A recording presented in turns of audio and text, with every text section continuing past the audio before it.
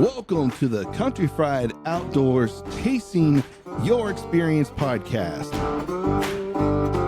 The podcast that will connect you to resources regionally and nationwide to engage them in open, honest discussions so that we can inspire the growth that you need to chase the experience you want. So strap yourself in because here we go.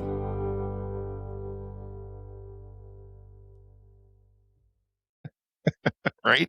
Well, hello, everyone, and welcome to another episode of the Chasing Your Experience podcast. I'm your host, Sean Smith, and special treat today, co-host Sam is back on the air all the way from Colorado. Sam, how are you, sir?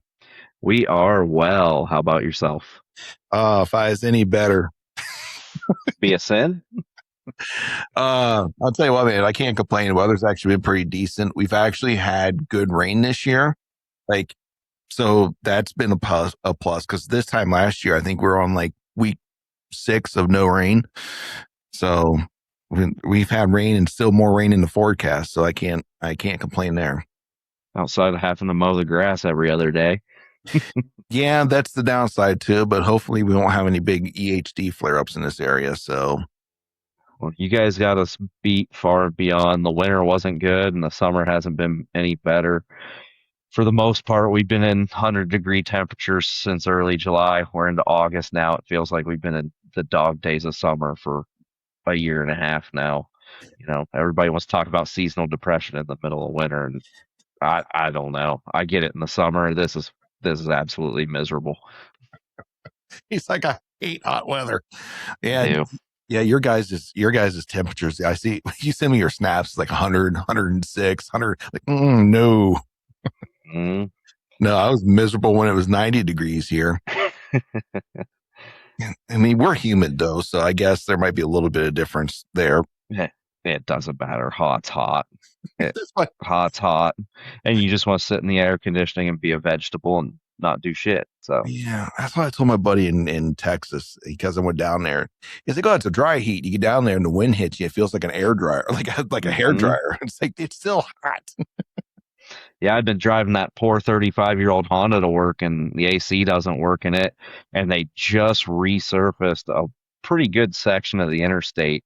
And so with it being 106 and that sun just beating down on that new black asphalt, that heat coming up and the wind coming in the windows, I don't know if I'd just be better off to shut the windows and live in a sauna on the way home. Yeah, hell no. I got nothing for you on that, buddy. I got a buddy that's like, I'll look at that AC for you when I get time. Well, who the f got time? It's like, okay, great when you have time. But the problem is when I'm going to have time for you to do it. So, yeah, and then all to line up. Have you tried looking to see if it's charged or not? If you have enough Freon in there? So the gal I bought it from, she had tried to charge it prior to selling it, and yeah, it's a no-go. Chances are it's like this 25-cent little piece that's somewhere along the system, or it's the condenser. I don't know. Either way, or the compressor. Sorry. Yeah. Either way, I don't think it'd probably be too bad of a fix for you. My motto lately has been, if I gotta be miserable, if the most miserable part of my day is the 40-minute drive home, then I've had it pretty good for the day. So it's been a great day. Yeah.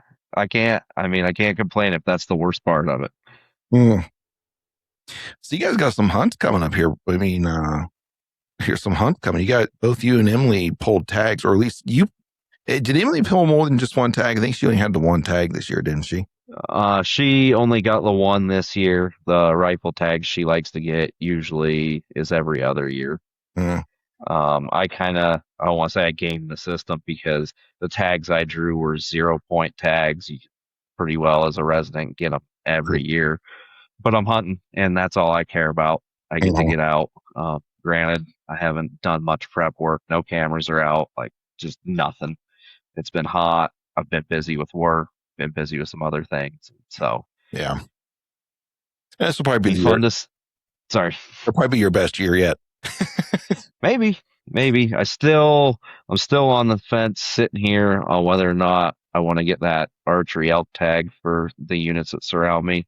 I have an archery deer tag that's either sex. I might put a little more time into getting a reasonable buck this year.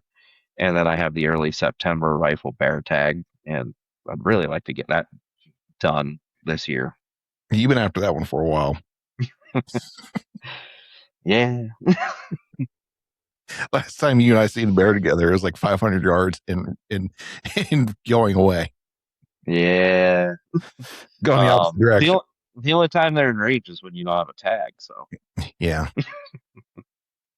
Honestly, that's the closest I've been to a black bear that I know of. that's a fine distance, but I mean, they're like big raccoons. As long as you're not in Telluride or Aspen where they're just desensitized to human contact. Yeah.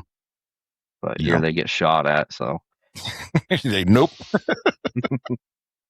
Nope. Nope. Nope. And we wonder why there's bad interactions with bears and people. And it's just I don't get it. well, and I can't remember. I know I've seen it on a reel 100 times. I wish I could remember the gal's name, but it's been one of my favorite quotes forever. You know, she says there's a considerable overlap between the smartest bears and the dumbest humans, Mm-hmm. and that's why we have trouble. You know, Making a bear keeping proof them out of trash can. trash. Yeah. That's why we can't make a bear proof trash can. Yeah. I used that line before. Who did I say that to? I don't remember where we were at, but I ended up using that line with somebody. And then I walked away because it was something to do with a Man, trash can. man, this year with it being so dry and hot, the bears are in town everywhere, every town, and you just see the Facebook posts constantly of, Mm. "Oh, there's a bear! There's a bear! Oh, he tipped our cans." Hmm. No shit. Welcome to Colorado. Like, at what point do we start relocating people? Never. No, that's the problem. They get relocated into areas that they're not supposed to be.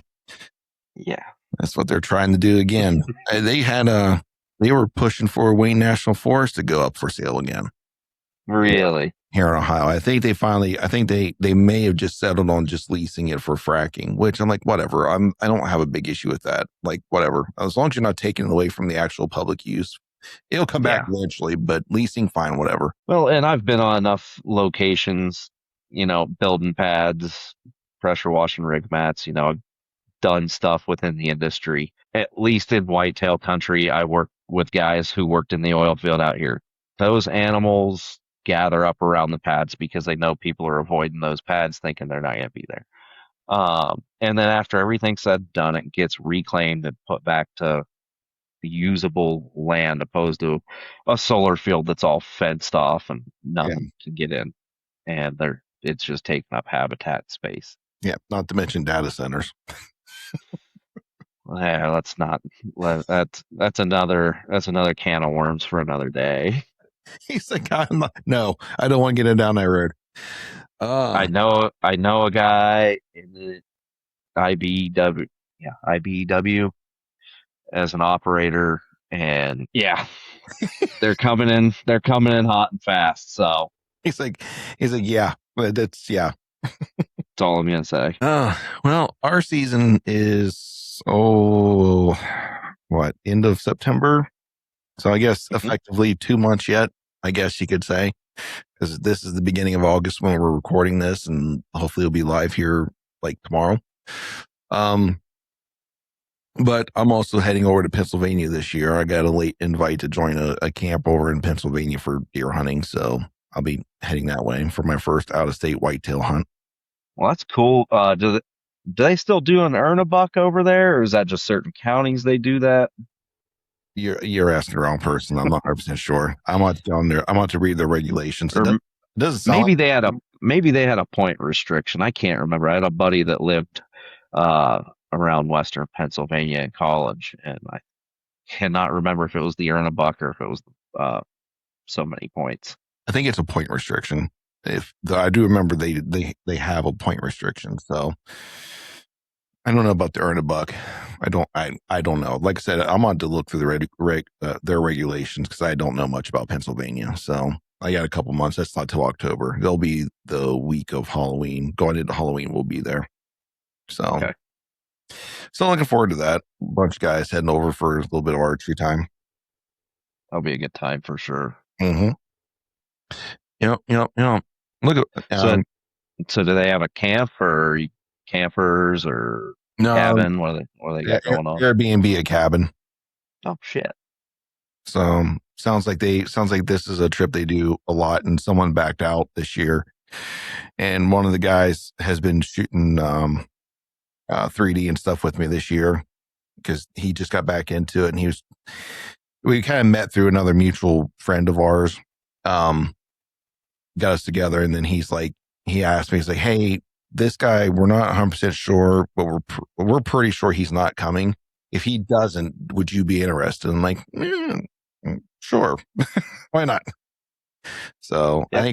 I think altogether I'm gonna have less than $500 in the trip. So Oh, you can't beat that. yeah, Just one tag, or are you gonna get two? I'd probably just get one because we're going to be there Yeah. for five days. So, and Pennsylvania, I hate to tell you this, anything legal, I'm probably going to put an arrow through. I'm just saying. Have to get your money's worth for sure. Yeah. Yeah, I don't know. Not too familiar with Pennsylvania's antlered deer stature, but from things I've seen in the past, I don't know that they get quite as big as some of the Ohio bucks. Yeah, I don't know. I always hear people complain, because there's a lot of hunters in Pennsylvania. That's what I hear. They have a really high hunting population, which is great. Whatever. I don't really. I'm just going for the experience. If it happens, it happens. If it doesn't, it doesn't. I'm not really Man, that worried about it. It's just getting away for a little bit. well, you've been on enough elk hunts with me and spent far more money to go home empty. Yeah, I have. Yeah, but that's a whole nother different animal though compared to whitetail. Yeah, they kind of give me the idea what area we're going to be in, so I got to get on there on Onyx and start playing in a few things and seeing what to do there. yeah, I'm thinking about reaching out to a guy I had on the podcast and tell him the area we're going to be in and pay for him to do a hunt plan just to see what happens. To be honest with you, that'd be interesting. I thought about it. I'm like, yeah, I'll just pay for this and go and see what happens for Well, sure. good. That'll be a good trip. Get out, stretch the legs a little bit in some new territory. Get to saddle out and just go and experience something different. So is it private land or public land hunt? Kind Public. of both No, public. it's public. Okay. Yeah. Yeah. I think it's going to be both state land and also federal land will we have kind of close access to. That's cool.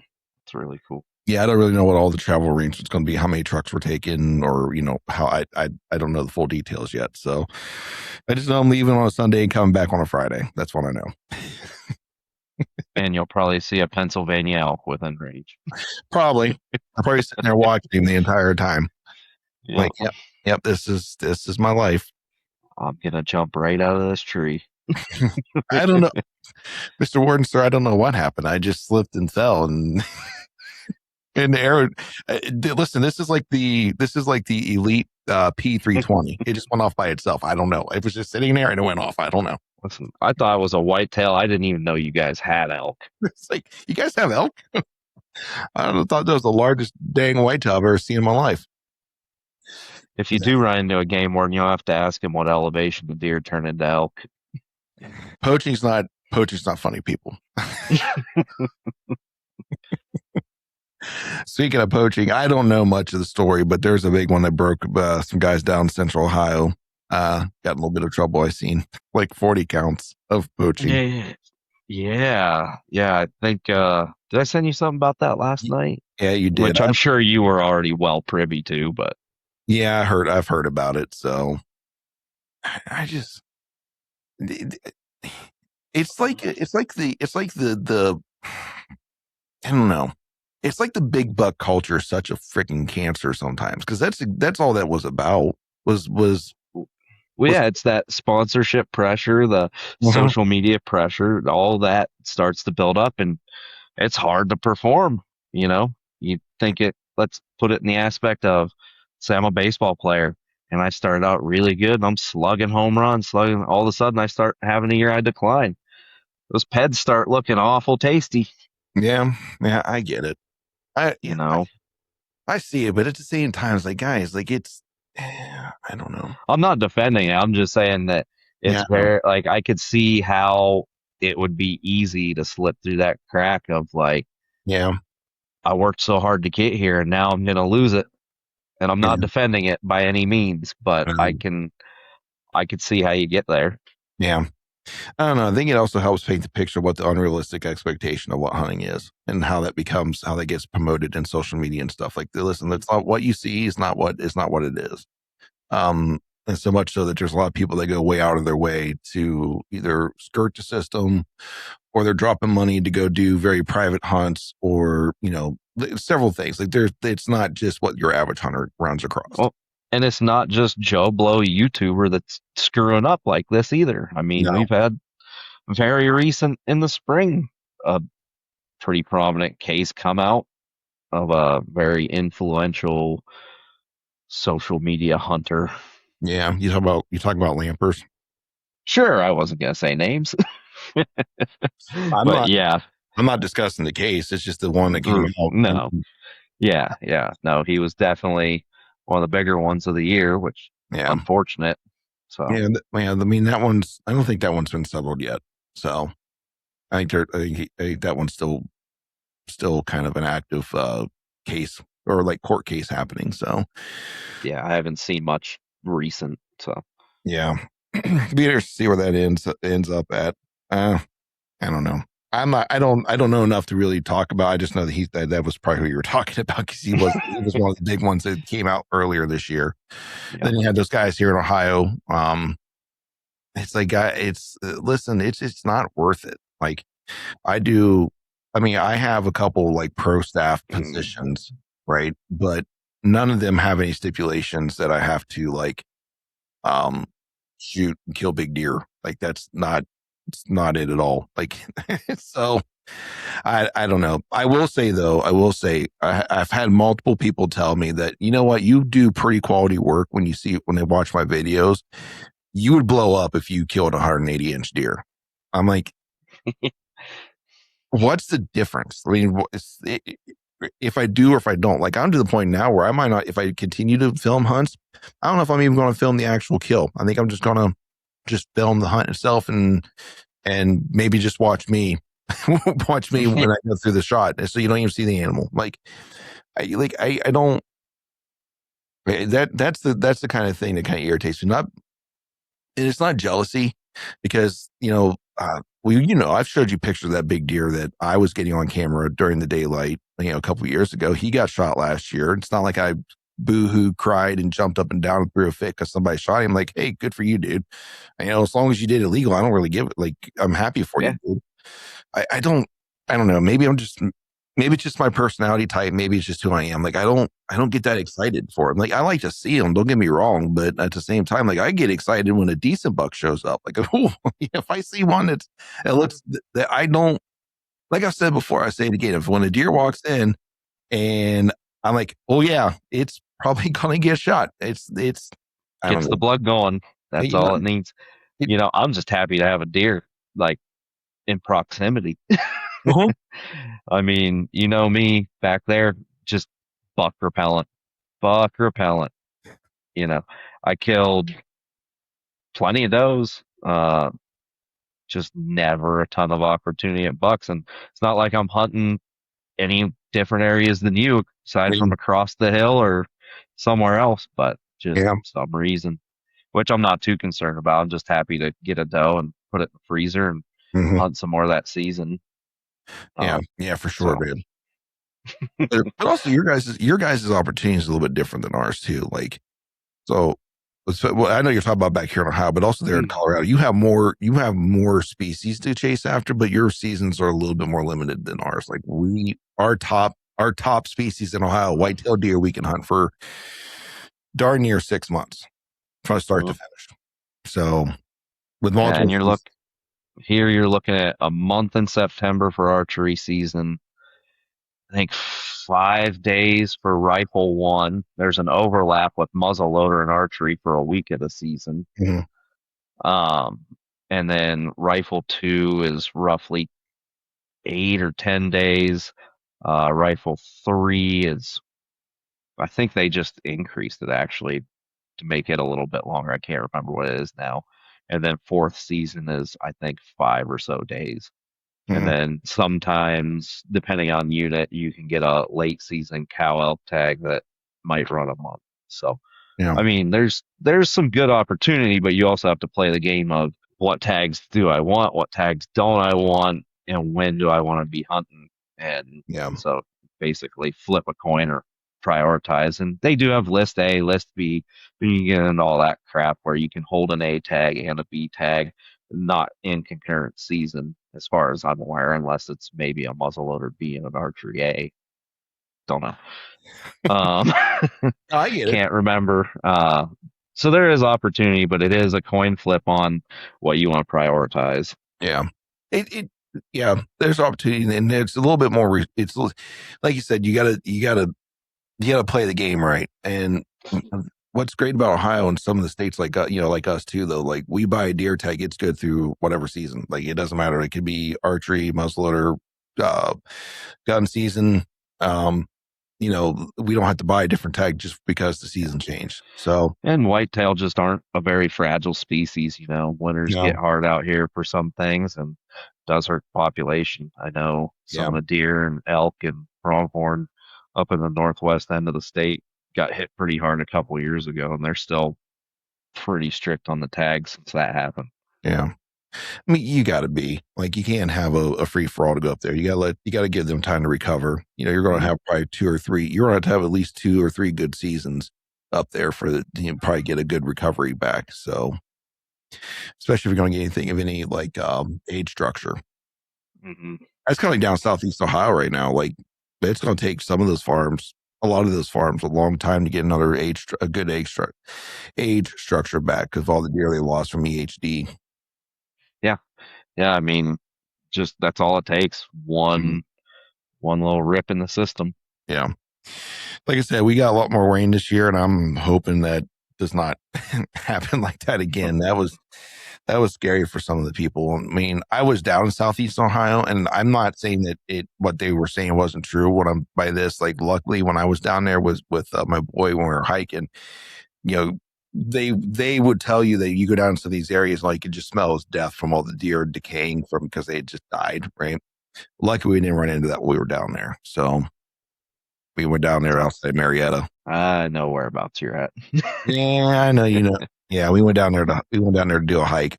It's a good spot. Good spot for it. I never got to trounce around it, but I know it's a cool area. Yeah, that Archer Loop Fork is Archer's Fork Loop, whatever it's called. Yeah, Archer's Fork Loop. It's a great hike. I like that one.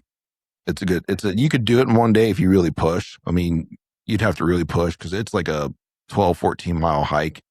But you can easily turn it into like a good, not a full 2 dayer, but you can have like a half day the first day, spend the night, and finish out the next half of the day, the next morning. Yeah. Yeah, if you So got time, there's no sense of burning through it. Take time, enjoy it. yeah, Get a terrible night's sleep in a tent. I don't know, man. Some of the stuff they have out there today, you can get a pretty good rest in a tent these days. Man, I don't know. Take your word on it. He's like, I don't know. I ain't been able to sleep in a tent forever. I felt, It's mostly my spatial situation in my pack. Like the sleeping pad's great. The sleeping bag's great.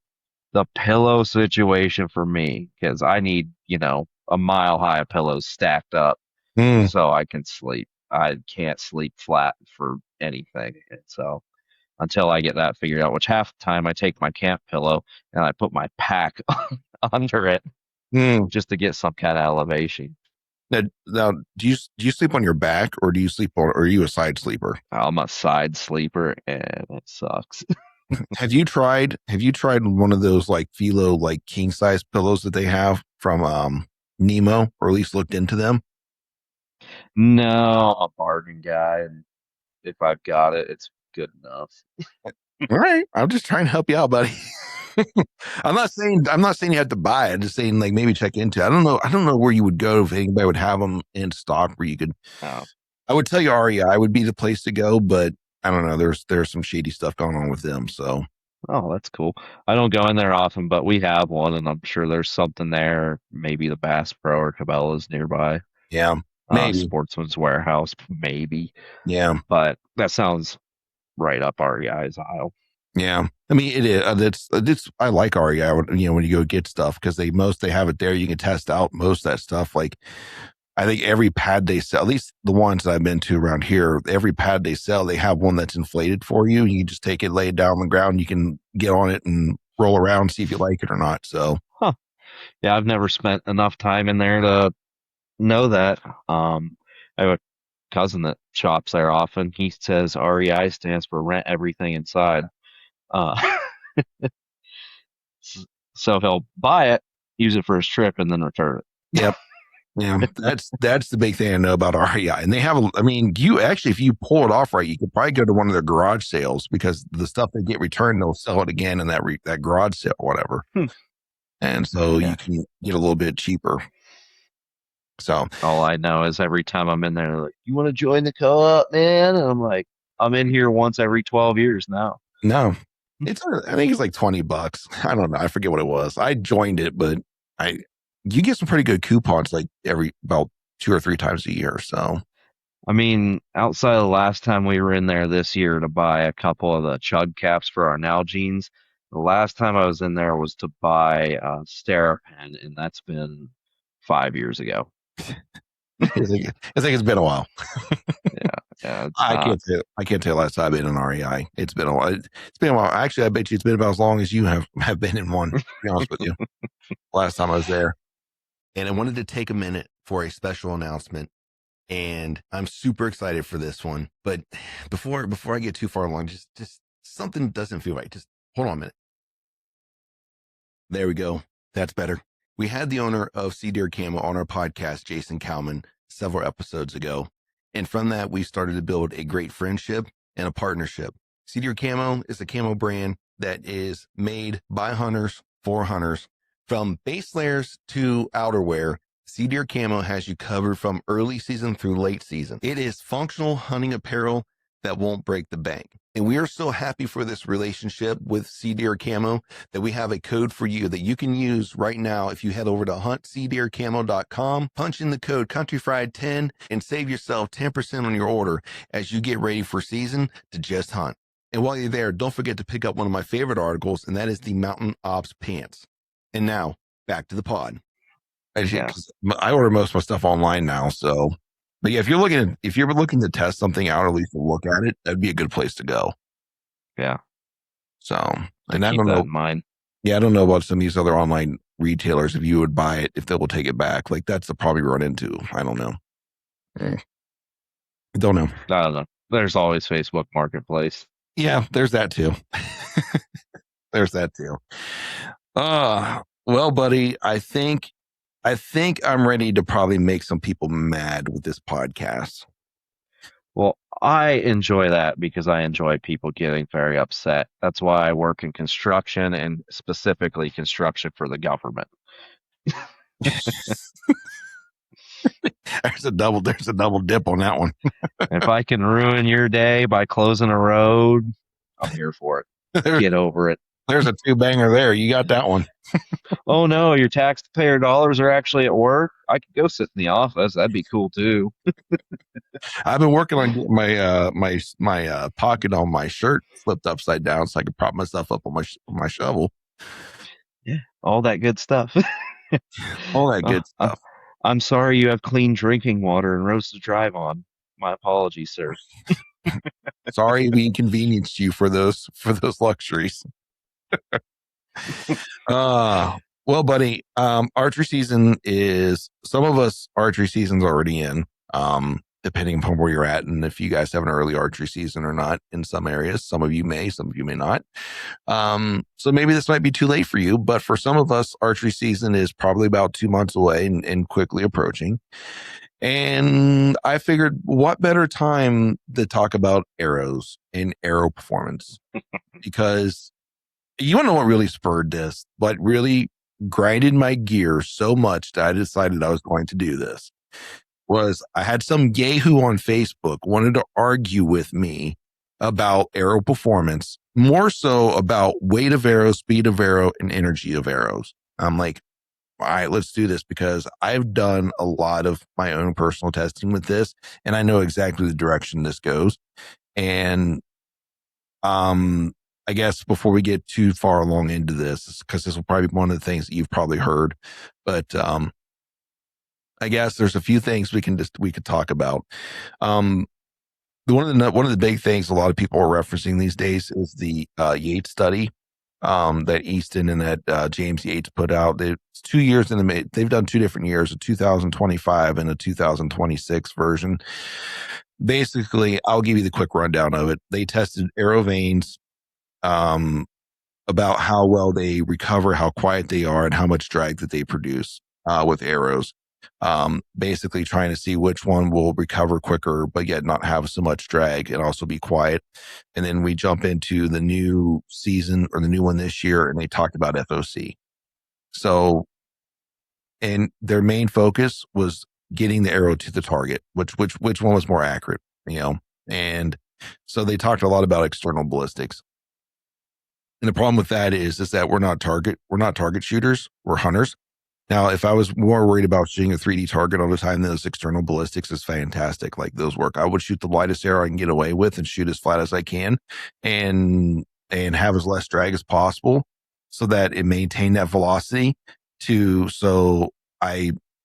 if I messed up a little bit, I would still hit the 10 ring or I would still hit that 12 ring, right? That's great, but we also need to worry as hunters, not only accuracy. I think we need to think about a reasonable amount of accuracy, but also pair that up with enough energy to actually be successful in the field. You know what I mean? So that's my problem with some of these studies that start off with being just external ballistics only, that we forget about the terminal side of things. And I think that's where I kind of want to go with this podcast. Like, I'm not taking anything away from the Yates and their study, because what they've done has shown you what, basically I'll tell you what basically they're trying to show you is that here are the veins that have the least amount of drag with a good amount of lift recovery. In other words, they'll correct your bad shot faster, and they're kind of quiet, right? They may not be the best recovery vein. They may not be the least drag vein, and they also may not be the quietest. But these veins right here are, of all three of those categories, are the best because they score really well on those. And it's the DCA Super Savers. I'll just throw it out there. That's what they were. It's the veins that they were talking about. It's the DCA Super Savers. One of the things that they did say, though, is how FOC really increases your accuracy. And I'm sure you probably haven't read a whole lot into this or seen this, but what they're talking about, the front of center. So with the FOC, they found that as they increased FOC, the downrange group sizes shrank. In other words, and they shrank an actual, like, a good margin, like 2 or 3 inches, like maybe, I think, if you increase FOC by like 5%, every 5% increase, you shrunk your group size down exponentially. So there is some truth behind having a higher FOC arrow. So does that having that extra weight up front, does that help your arrow stabilize a little better in flight, getting past that archer's paradox, or is there anything to do with that? So really, really, with Archer's paradox, and I could be way off in left field with this. Archer's paradox really only affects traditional shooters or anyone shooting off a shelf or someone shooting off a rest that doesn't move, because you're shooting the arrow through that and it's always in contact with that. And so it has to flex to get around that. That's where that paradox happens, is that time. If you're shooting a drop away rest, it's already gone before the arrow's left the bow. So It doesn't have to shoot around it, and you're not shooting off the riser, you're not shooting off the shelf. So what the FOC really does is instead of the heaviest part of the arrow being behind the point, so if you see it tracking, so it's all up here instead of being back here. So it's more pulling the arrow versus pushing the arrow. So as it's flying through the air, or if it comes to impact something, it's not the ass end of the arrow trying to push it through, which will then cause it to flex.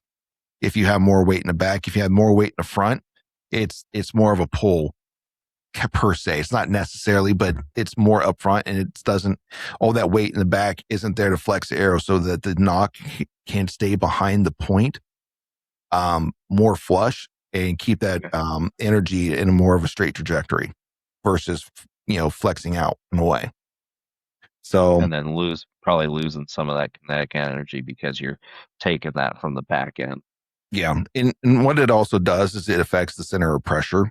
And I don't want to go too far down in this, because this is like physics. So when you look at a projectile, you have two competing forces. You have the center of pressure, and you have the center of gravity. And so, and I may have misspoke when I said center of pressure. With the FOC, what you're doing is you're bringing that center of pressure, center of gravity forward versus back. So with the higher FOC, that center of gravity is basically the balance point of the arrow is moving forward. And then you have the center of pressure, which technically is where basically all the resistance and the drag is starting to happen on the arrow, where the majority of it's, it's not that exact point because it slides up and down the arrow because you have pressure in the back and you have pressure in the front. So you kind of find that happy medium where, it'll slide to wherever the center of that pressure is. And the problem with projectiles is that you always have center of pressure and center of gravity that's farther away from each other. And then the further away that center of pressure and center of gravity goes, it wants to tumble, because you have these two competing forces that are starting to tumble with each other. And that's where spin, when you start to get rotation, helps with that, because the broadhead or whatever is creating lift. And so if it's only left in one plane, it's creating lift in one way, but as it's rotating, that lift kind of is always moving. You track what I'm saying? Mm-hmm. And so it hopefully keeps it from tumbling. And so that's why I'll tell you this. So that's also why with bullets, because if you shoot a heavier grain bullet, you know how they get the grains heavier in a bullet? They make it longer. So what happens there is that your center of pressure is further away from your center of gravity. So that causes it to want to tumble or yaw as it's flying. And so that's where the spin rate comes in. So the heavier the projectile is, the faster the spin rate has to be to stabilize it, to keep it. So then that creates the differential in your barrel twist rate depending on what you're using. Yes. Yeah, that's why you jump up to a faster spin rate or twist rate in your barrel for higher weight projectiles, because you're trying to keep it from yawing too much. So there you go. That's your physics lesson for today. And now someone's probably going to come in here and say, that's bullcrap. But so basically what that FOC is doing, so you have it's moving that center of gravity kind of closer to the center of pressure so that it doesn't yaw as much. Basically. Okay. I'm sure someone's going to get on here and say that I'm an idiot and I don't know what I'm talking about, and fine, whatever. I don't care. But that's the best explanation I give it to you, because the center of gravity, like I said, is the balance point of the arrow. And then the center of pressure, that's usually somewhere up towards the front of the projectile. And that changes. You can change that based upon like your fletchings, how much drag are they causing versus how much lift you're getting from the broadhead or whatever's up front. So that center of pressure can change a little bit.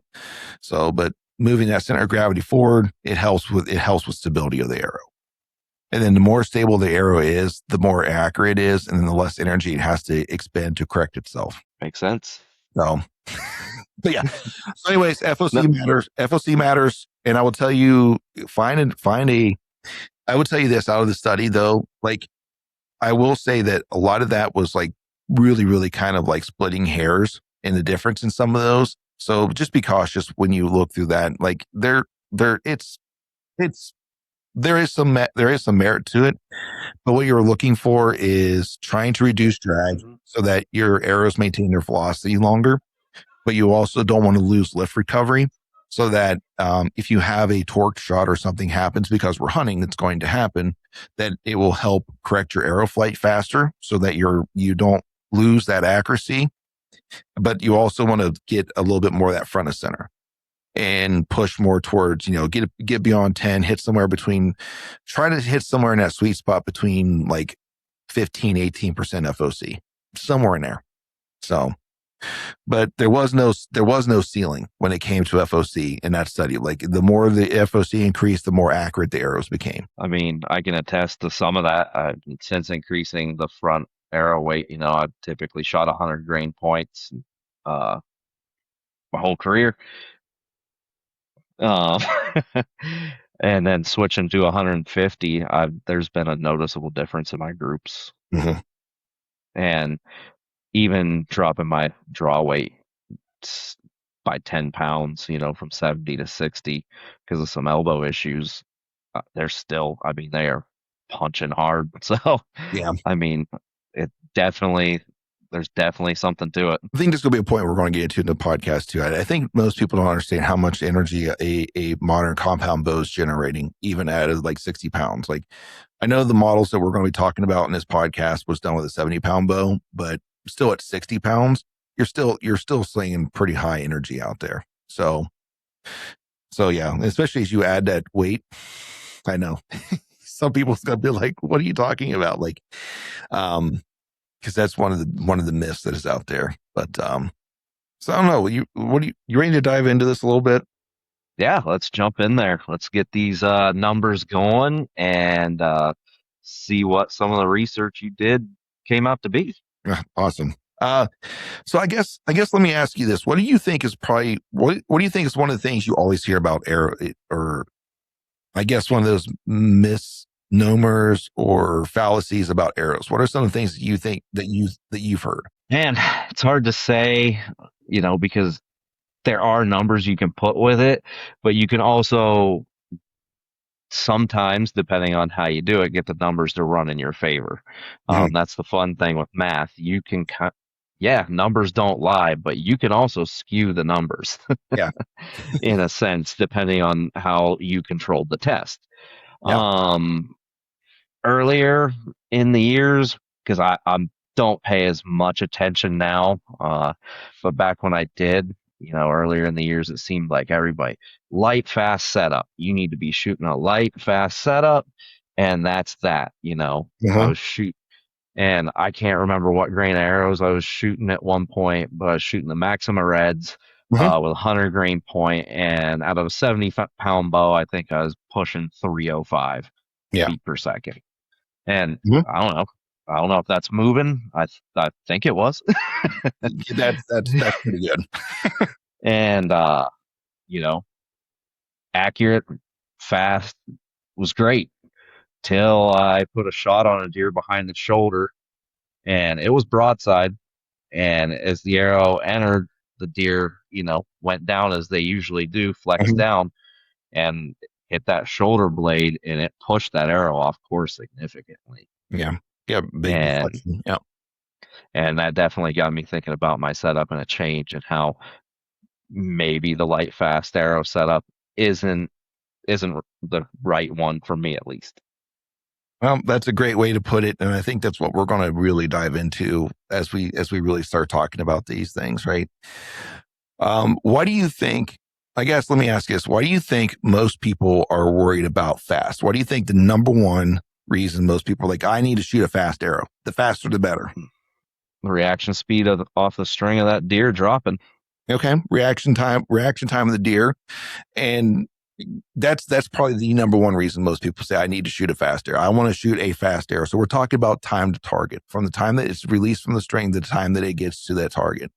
And we're going to talk about some figures here, and I've tested this. So to kind of preface this, all the numbers we're going to be talking about came from my Elite Exalt 29.5-inch bow or draw with 70 pounds. I'm sitting at about 80% let off with the bow. I shot 4 different arrow types. Well, let me rephrase. One arrow is my hunting arrow, what I'm going to be using this year. So I have the data from it already. But then I shot a 400 grain arrow, and I shot a 580 grain arrow, and I shot a 718 grain arrow. And then I captured this data using a lab radar to get their velocities. And I selected velocities at 20 and 60 yards, which pretty much 60 yards. That's for most bow hunters and I'm not talking about Eastern bow hunters, I'm talking about Western bow hunters. Yes, you guys can spread it out a little bit further than that, but for the most part, 60 yards is a max for like most archery hunts for most hunters, right? And when it comes to out west, you can get further if you want. I get that, but 20 to 60 was a pretty good range. Plus, with precision cut archery, when you're doing their charts and stuff, they say they get pretty good accuracy from a 20 to 60 yard spread. So as long as you get those two velocities, it gives you a pretty decent accuracy throughout, as far as you want to take it. So this is where the data comes from, is from those arrows. And as we talk about these, I'm going to be putting charts up for you guys to see. So let's talk about time to target for a minute. So that's pretty much like the first chart that we're probably going to bring up on the screen. And you're going to notice that if you look at this, I have it broken down into 20, 40, 60, 80, and 100 yards. And the numbers you're seeing there is in seconds. So those are the numbers that are on the bars themselves is the number of seconds. So you're talking 200 milliseconds up to 260 milliseconds at 20 yards, the difference between the two, right? So let's talk time to target. 20 yards. So the lightest arrow, which was my fastest arrow, I think it was at 305 was its top speed at the bow. It would reach a target in 0.2 seconds or 200 milliseconds at 20 yards. The heaviest arrow would reach a target in 260 milliseconds, or in other words, 0.26 seconds. All right. Okay. So let's jump to 60 yards for a minute, right? And the only reason I want to do this is, I guess I'm proving a point here. At 60 yards, right, the arrow from the lightest arrow would reach the target in 620 milliseconds or 0.62 seconds. The heavy arrow, the 718 grain Lincoln log, would make it there in 0.8 seconds, 800 milliseconds. I like the nickname. Big fan of that. The Lincoln log, right? That is 180 milliseconds difference between the two. I guess to put this perspective, I was about to ask. Put in perspective, do you know the length of an average blank of a human being? I didn't, but I can see the chart below me telling me.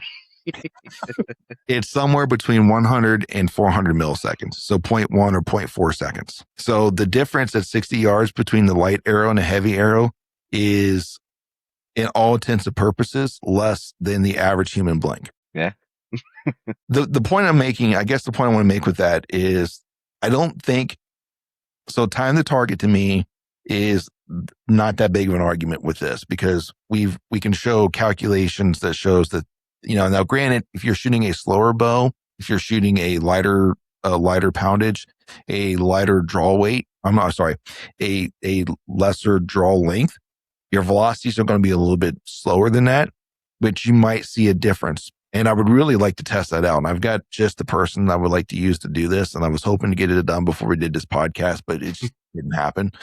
It's one of those timeline things we were talking about earlier. Yeah, she shoots 40 pounds and has like a 24 or 25 inch draw. Like she's tiny, right?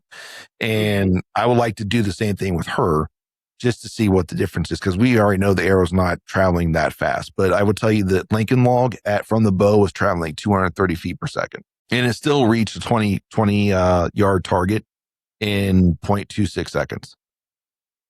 And so from your lightest setup, you're probably traveling anywhere, between 40 and 50 feet per second less? From the lightest? Yeah, from the lightest. Yeah, somewhere roughly. Yeah, roughly somewhere in there.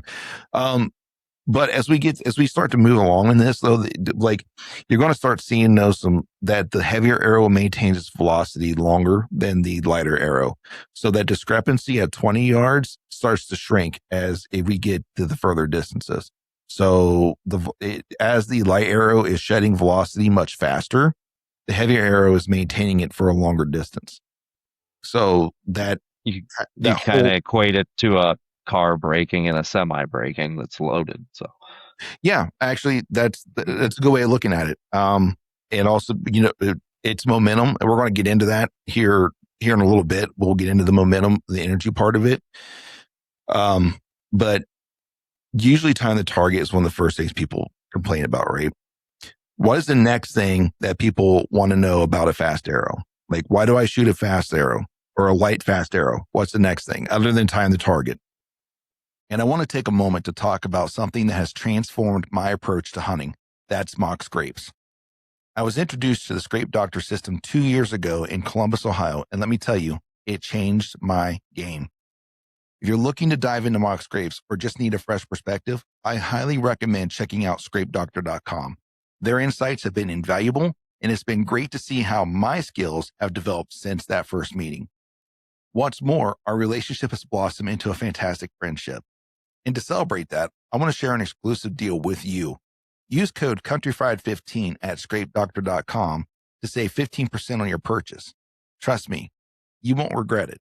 Man, this one might have me.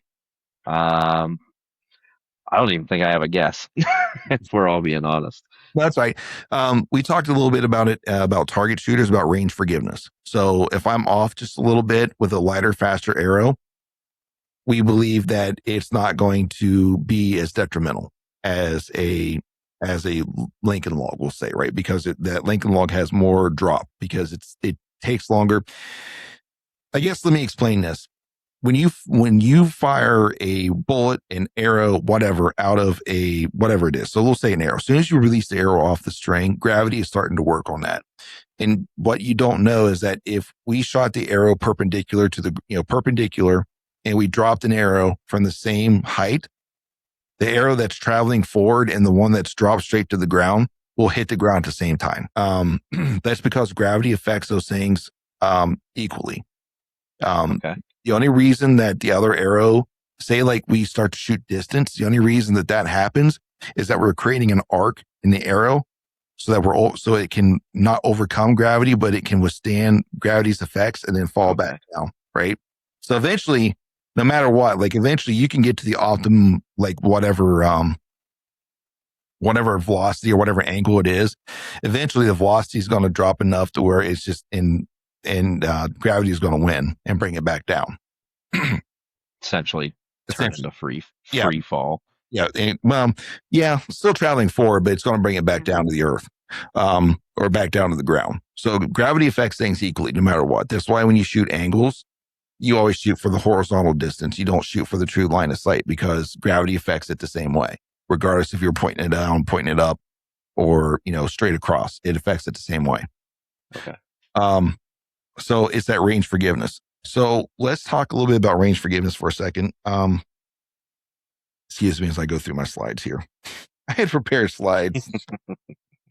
Nerd. So basically, we're going to be talking about trajectory. So the next one here that I'm going to show you guys, this is the amount of drop in inches per yard at each one of these distances. So what you're looking at is the bottom numbers is like the 20 yards, 20, 30, 40, 50, 60, 70 yards. And then the bars are representing the amount of inches the amount of inch of drop per yard of travel at that distance. So if you kind of look through these, I'll just throw out a couple. Let's look at 30 yards.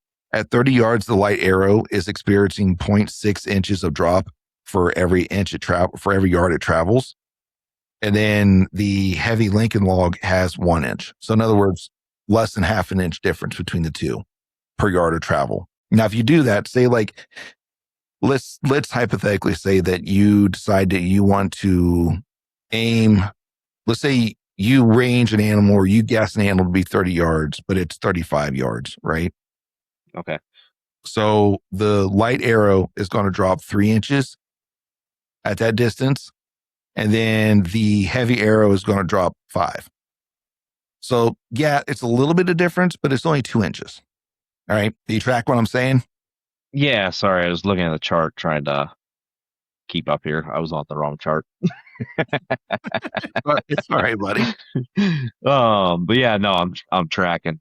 But you say only 2 inches. You get that split second where the deer belly's down too. That 2 inches can make a difference. Yeah, and it can. but I think I'm trying to think what the biggest reaction time, like 0.3 seconds or something like that. So it's somewhere in the time frame of any one of those arrows, plus its ability to drop down. It's some variables to get into. For sure. Yeah, and you can think too, left or right, which I know we're talking trajectory right now, but even at that, in your left or right positioning, that 2 inches can be a liver or a lung. Yeah, they can. Let's stretch it out to 60 yards for a minute. And so at 60 yards, let's say same scenario. You miss range by 5 yards, right? You think it's 60, but it's sitting at 65. So in other words, you're going to have 1.3 inches of drop for every 5 yards for every yard. So you're looking at 6.5 inches of drop with the light arrow. And a heavy arrow, now I'll give you this, will put you at about 10 inches of drop. The difference. Yeah. So that's no small feat. No, it's not. It is not. So let's go one more step here though. And let's talk about I think this is a really good chart. And it's the next slide. And the next one I'll bring up for you. What you're looking here is this is true range forgiveness. So as we go across the bottom there, you're going to see the yardages of 20, 30, 40, 50, and 60. And then what this means is think of a 6-inch circle, right, on your target. So most hunters, you probably have heard this. Most hunters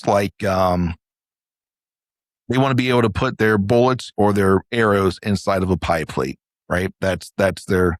If I can do that, I'm good to go hunting, right? Have you not heard that before? Because I'm sure you have. Yeah. I'm inside a pie plate. We're good, right? Well, that pie plate is about 8 to 9 inches. So shrink that down by 2 to 3 inches down to 6 inches, right? And so what these numbers are showing you is that that's the amount of error that you can have in your range and still hit inside that 6-inch circle. All right. So let's talk about let's talk at 20 yards.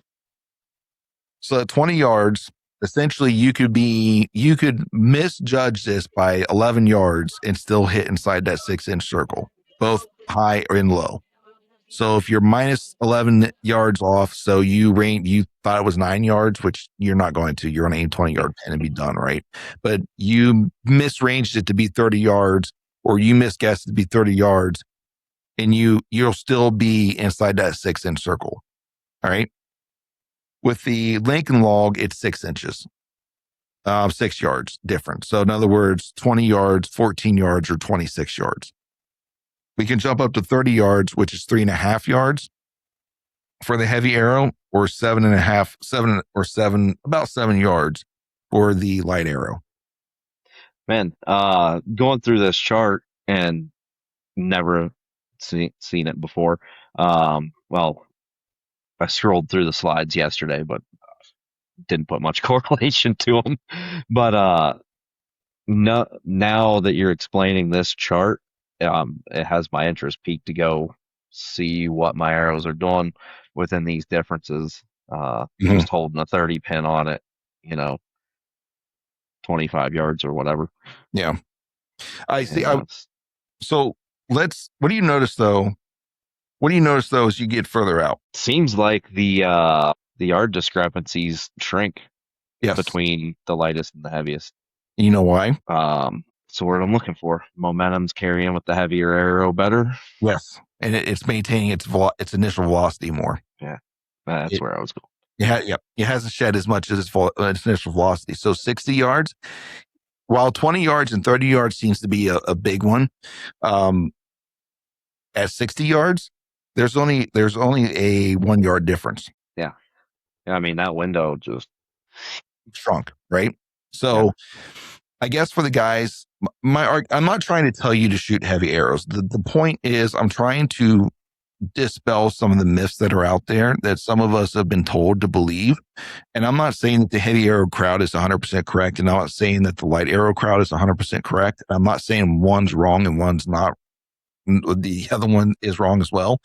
I just want to make sure to try to dispel some of those statements that are out there with actual data. And what And I'm with the data, it looks like most things, we could just all come together in the middle and be very happy. Yes, that's kind of the point behind. I guess the point behind this.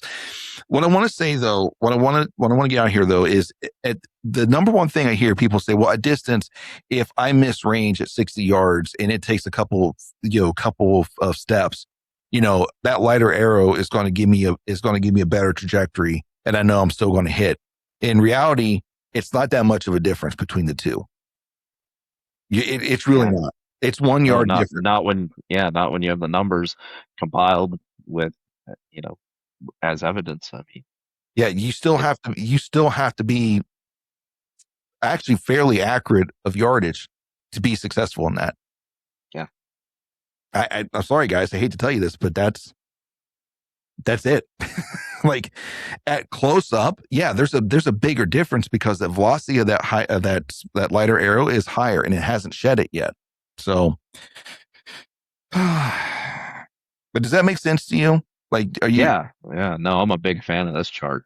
I like this one. This is and it's not that of the who's right, who's wrong.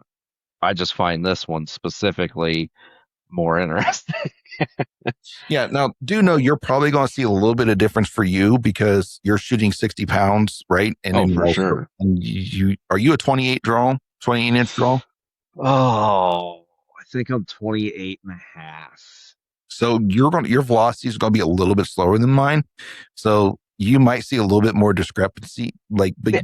But as you go further out, you're probably going to see kind of a similar thing. Yeah. So Yeah. No, I want to, you know, get a board, not of any significance, cardboard or something, and get a 6-inch circle painted on that bugger with a bag target behind it and mhm, see what happens, yeah, kind of gauging off of this chart. yeah. I mean, I like it. yeah. No, I that one was the one that was a little bit really like some of the things that was very eye opening for me was the time the target. And like it's not as different as people say it is. Like it's not that different. Yeah, the slower the heavier arrow is a little bit slower, but it's not like we're not talking seconds difference. We're talking milliseconds different. Like there's not like you fired the bow and then you got to wait for the next train to come in before the arrow gets to the target. Like it's not that at all. Even at 100 yards, it's not a second difference. It's milliseconds difference between the two. So I don't know. Like I said, I'm just trying to present data to dispel some of the stuff that people are out there saying to like, listen, lighter, faster is not always better. And heavier, slower is not always better either. But let's be reasonable here, right? All right. So do you have any other questions or anything about the first thing we talked about? So we talked about this is kind of more the external stuff. So we talked about trajectory and we talked about time to target. Any No, I'm sure the comment section will be thrilled to jump in though. Oh, I already said we're going to make people happy with this because there's outside of broadheads or the bow you shoot or the truck you drive. I don't think there's any more passionate argument than there is between the light. Well, I guess compound bows and crossbow shooters. I guess that one's a pretty heated one too.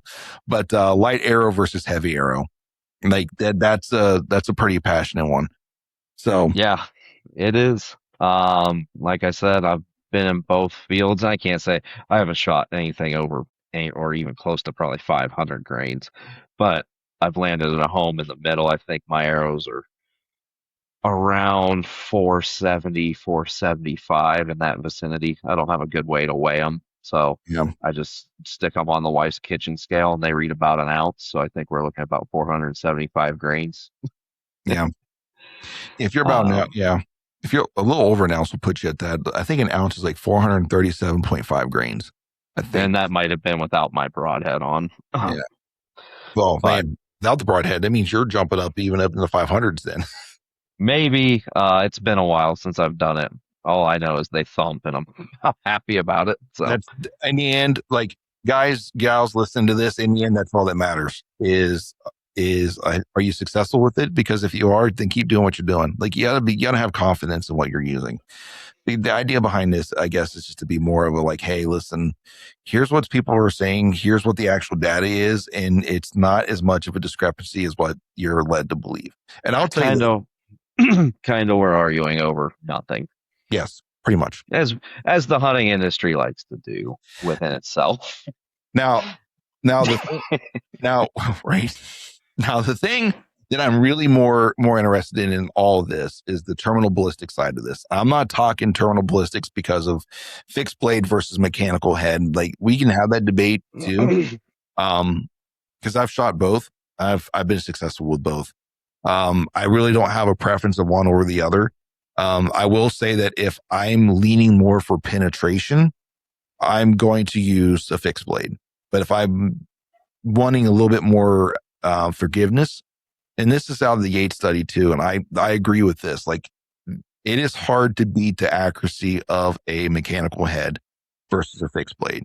A mechanical head, a good slender, a good low profile mechanical is way more accurate than any fixed blade that exists out there. It doesn't create as much lift, and you can get away with a little bit. And depending on what you're into, I haven't been using fixed blades all that long, mostly since I moved out west. But if you're wanting that rip and blood trail, man, the difference with the mechanical and the fixed is day and night, at least in my experience. Right. I will a caveat to this is I've shot fixed blades out to 100 yards, popping balloons. Like, you can do it. You can shoot those accurately, right? You just need to tune your bow and you need to have relatively decent form while you're doing it, right? Mechanicals give you a little bit more room for error. We'll just put it that way when it comes to your shot sequence. So they're a little bit more fairly accurate. I'll just put it that way. And the A study showed that, like their group sizes with a mechanical was significantly smaller than the best. I can't say significantly smaller, but they were smaller than the best flying fixed blade in their test. So, but let's see here. Let's talk about terminal performance. And like I said, I'm getting beyond fixed blade versus mechanical. I'm talking more along the lines of energy and just penetration in general between all these, right? Here is the biggest thing that I want to tackle with this, right? And this, I want you to, everyone who's listening, and Sam wants you to kind of think of this as we go through this next part of these slides. Lighter equals faster equals more energy. Hold on to that, right? I'm not saying it's true. I'm not saying it's false. This is what you're being sold. This is what you're being told. Lighter, faster equals more energy, right? So put that in the bank. Hold on to that, and we'll see how well this holds up.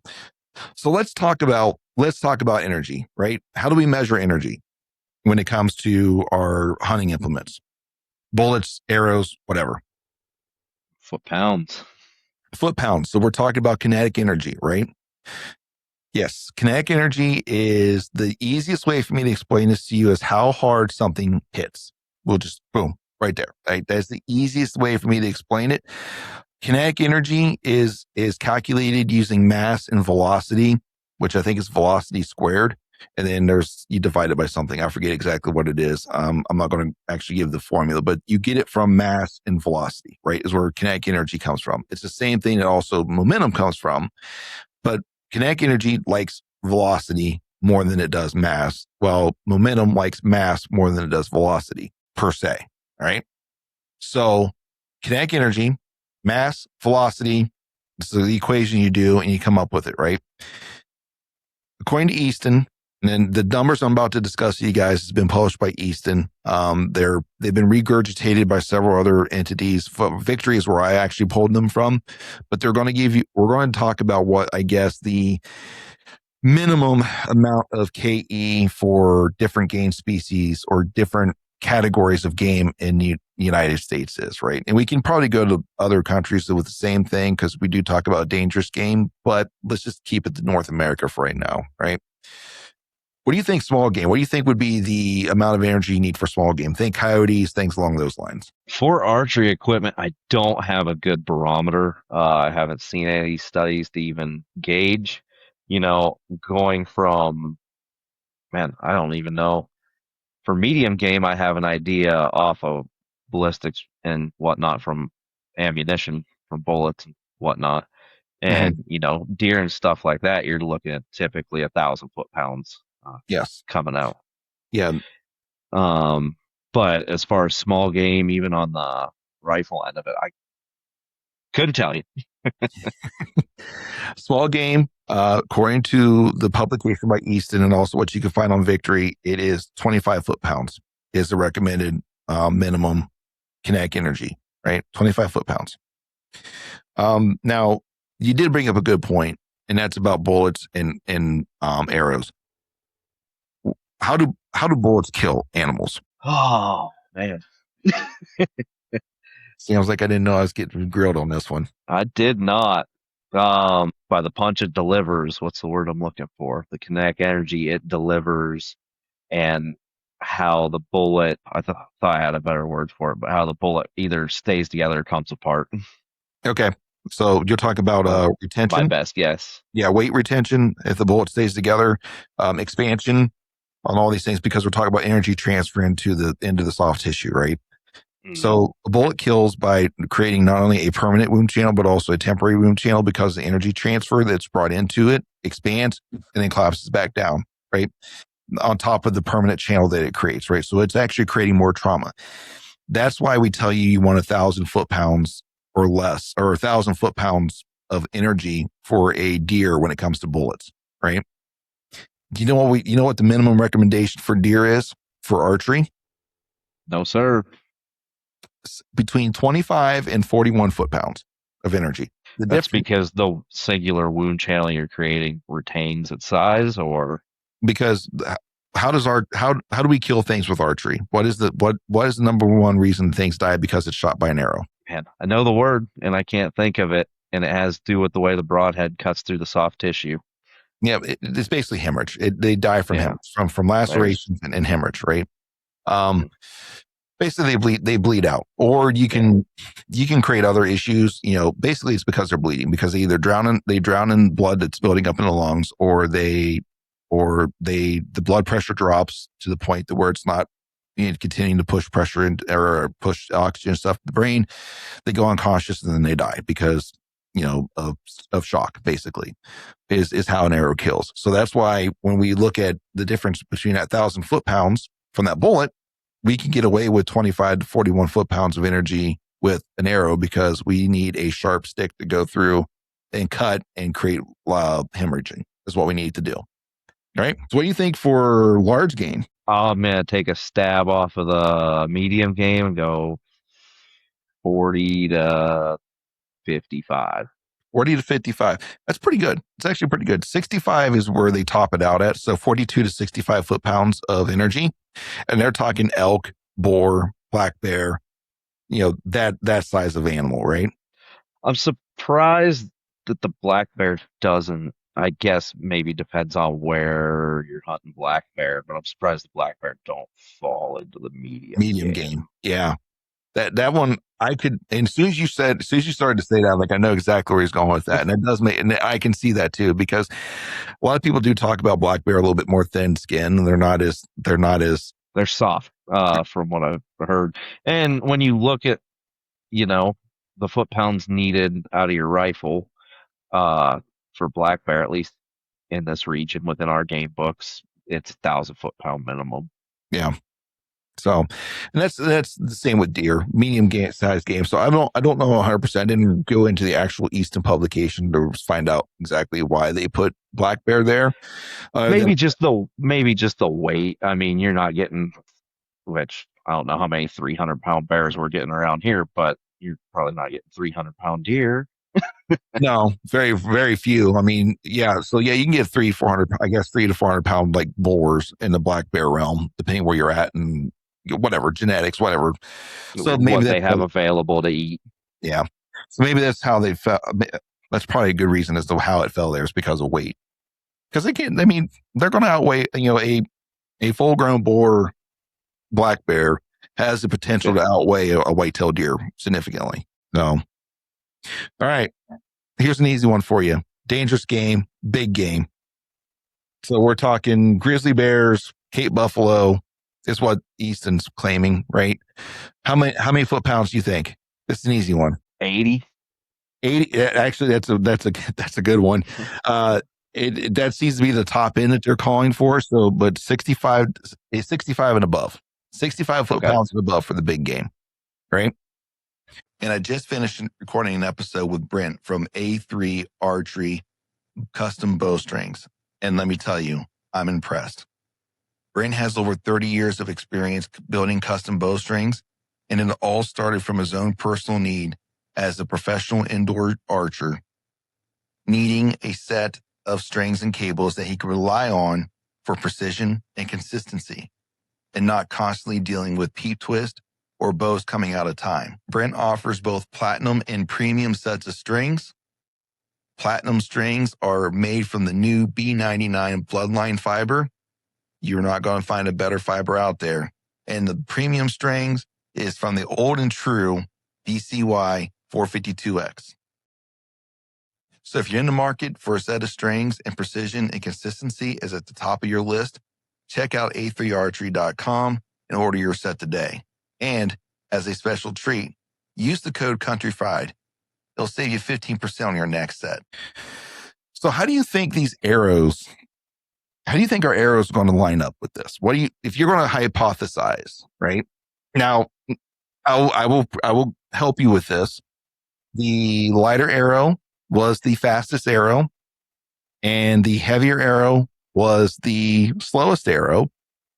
And then the two arrows in between, they just kind of like progressively were one's a little slower, one's a little faster, depends on, where it sits. Okay. So now what's the question? How do you think these arrows stacked up? What do you think? As far as the foot-pounds chart here, and how they're going to stack up for each species or each species size. Or even when it comes to just energy. What do you think? Because remember we said earlier, like everyone wants you to think that lighter, faster equals more energy. So I have listened to podcasts and read studies, seen some of the things from the Ashby Foundation on the higher FOC and heavier arrows with, the larger game in Africa and how that ended up helping. No, I could be misspeaking because it's been a while. How that ended up helped the push for legalization of archery equipment used in Africa for some of the dangerous game. So I'm going to lean, that the heavier the arrow with better FOC is definitely a stack up better as the game gets bigger. And I mean, if you're holding really good foot pounds at, if you're at 65 and above, you're going to be able to take everything down from the coyote to the grizz. So that's kind of where I'm leaning. Yes. So let's get into it. Right. So the next chart we're going to show you guys is kinetic energy at varying distances. 20, 40, 60, 80, and 100 yards. And some of the caveats you're going to see off to the side, these are the,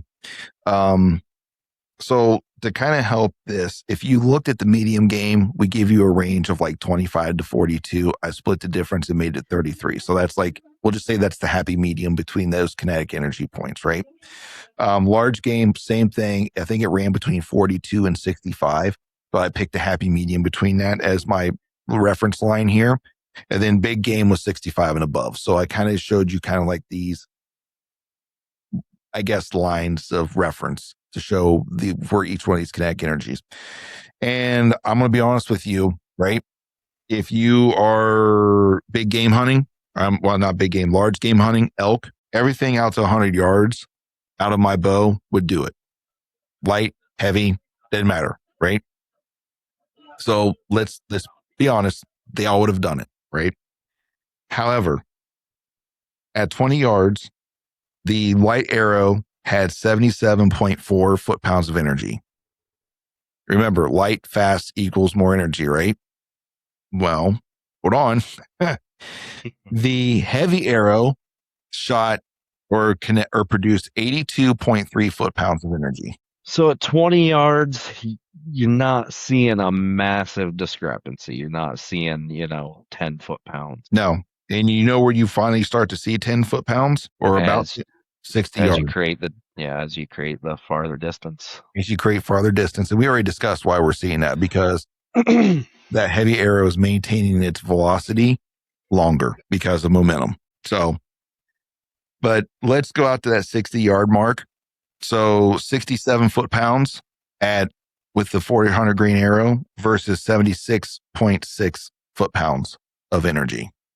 Now, I guess I want to say this though too. So even though I've given you minimum, right? Like these are the minimum, it doesn't hurt to have a little extra because it's just a little bit more insurance for you, right? That you have enough energy. Like if you want to skate, because I'll tell you this, I have shot white-tailed deer with a 398 grain arrow at 300 feet per second, which is going to give me similar results as what you're seeing here.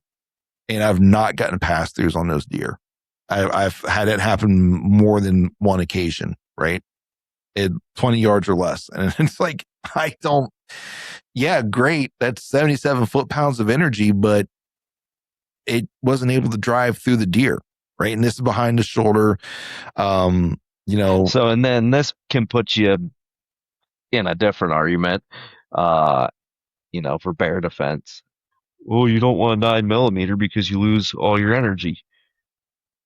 Oh, you want the 45 or the 44 mag because it'll maintain that energy and actually thump it. Mm-hmm.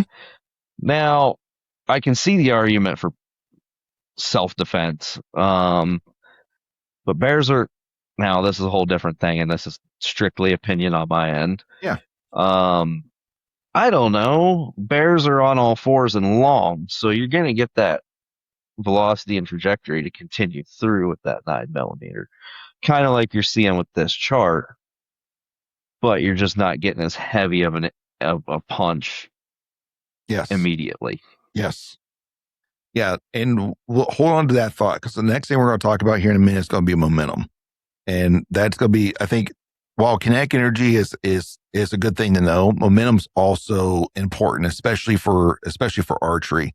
When it comes to firearms, right? How do I say this?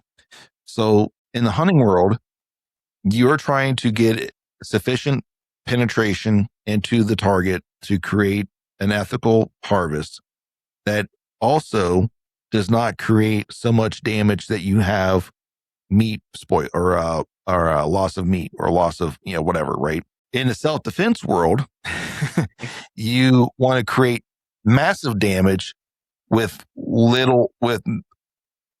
you don't want to what we call perforate the target. So two P words here for you: perforate and penetrate.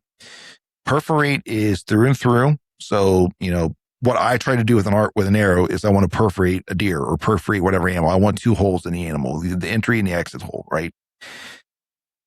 In self-defense, especially in like a area, you're in a town or something like that, you don't want over penetration, or you don't want to perforate the target. You actually want the part you really, the ideal round will penetrate through enough layers to get into the vitals and then dump all of its energy there, is what the perfect round would do in a self-defense situation. So it's kind of a happy medium. It's a very tricky world, and it's hard to get that exact thing that you're looking for. Mm-hmm. But hold on to that thought, because we're going to come back to where that particular thing, kinetic energy, might be more important, because you want that energy to drop, but you don't want the momentum for it to keep pushing it through as it meets resistance. So you track what I'm saying there? Yep. Okay. So, but yeah, so that's basically when it comes to kinetic energy. Now, if you're going to go big game, right? I don't know. That lighter arrow might not. This is where you see where a lot of people say, "Hey, let's jump up to a heavier arrow." Right? Jump up to that heavier arrow if you're going to go big game. Because you see where you're starting to lose. You're starting to lose that momentum. You're not momentum, but you're starting to lose that energy pretty quick at distance. And I don't know exactly how far away you want to be from a grizzly bear when you go to drop an arrow in it. Like I'm just saying. But Man, I'm dropping the bow. We're going. like, you know what? Never mind. I'm out. Any other questions on that, man? No, sir. All right. So let's go to the next one. Let's talk about, and I got two different things to show you guys in this one. And I was debating if I wanted to go with the other one, what I was trying to call optimum momentum. I think I might just stick with the chart that basically was a calculation based off of the Easton kinetic energy chart.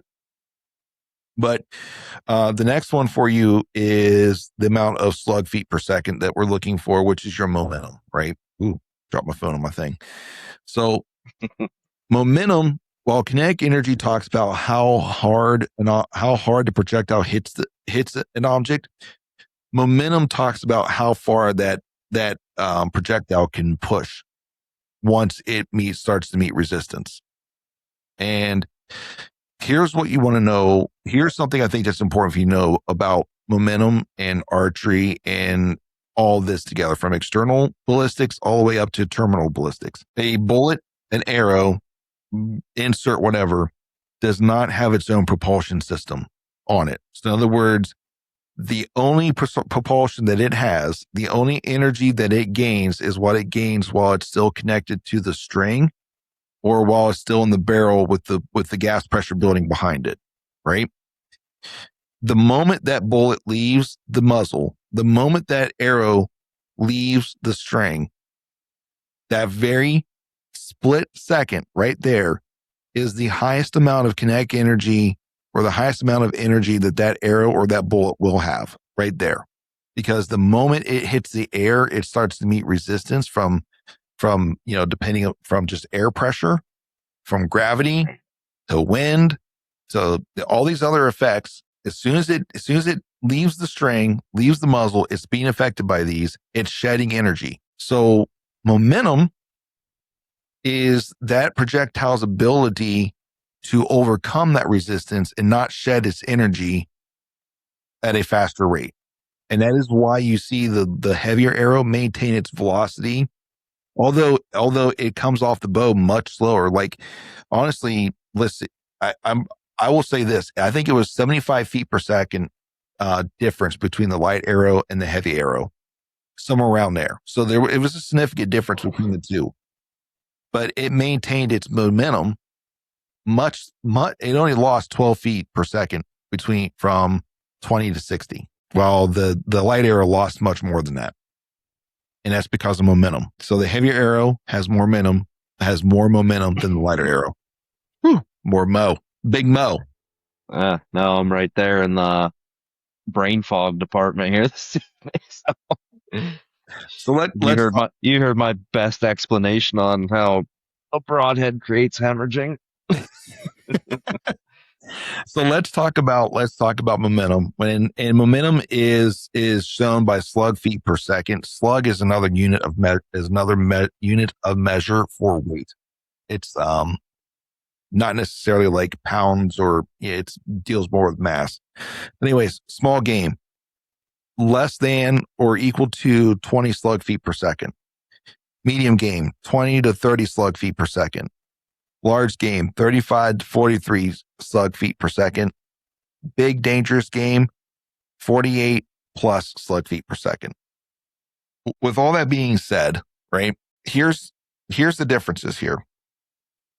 When it comes to momentum, the light arrow at 20 yards created 0.524 slug feet per second, and the heavy arrow generated 0.724 slug feet per second. If we go all the way to 60 yards, right, we then hit 0.49 slug feet per second for the light arrow and 0.698 slug feet for the heavy arrow. So honestly, if we wanted to go off some of the, like, I would call like the optimum charts per se, which I skipped over those,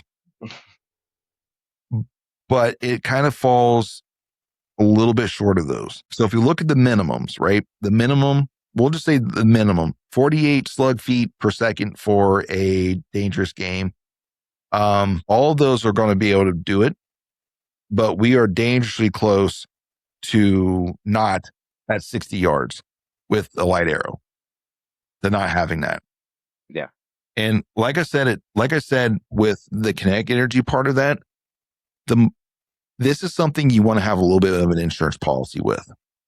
Like the more momentum you have, it's more like insurance that you're going to, let me reword that. That minimum is everything was perfect. You didn't hit any heavy bone. You didn't hit a shorter square.